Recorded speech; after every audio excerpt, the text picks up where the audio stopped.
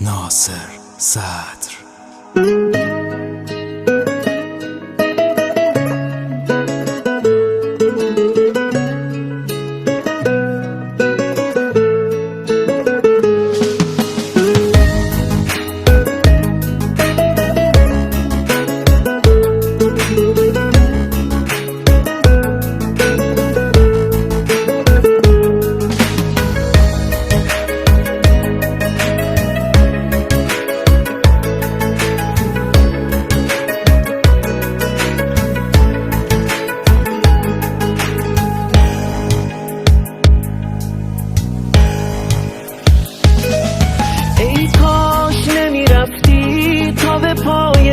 تو بسوزم، موندم سر حرفم، سر قولم، من هنوزم.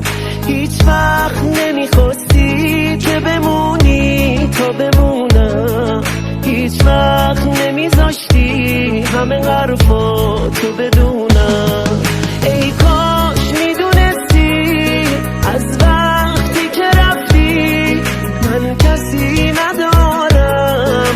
ای کاش نمیرفتی، ای کاش نمیرفتی. ای کاش میدونستی از وقتی که رفتی من کسی ندارم. ای کاش نمیرفتی، ای کاش نمیرفتی.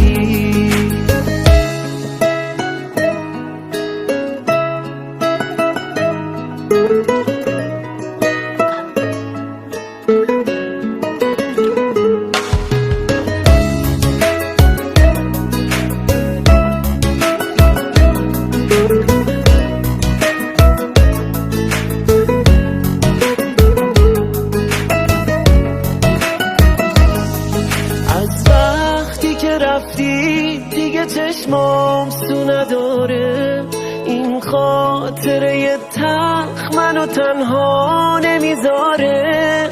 خیلی سوت و کوره خونه بی تو، گل نازم، من فکر نمی کردم توی این بازی ببازم.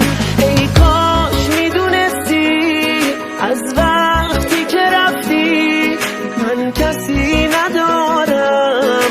ای کاش نمیرفتی، ای کاش نمیرفتی.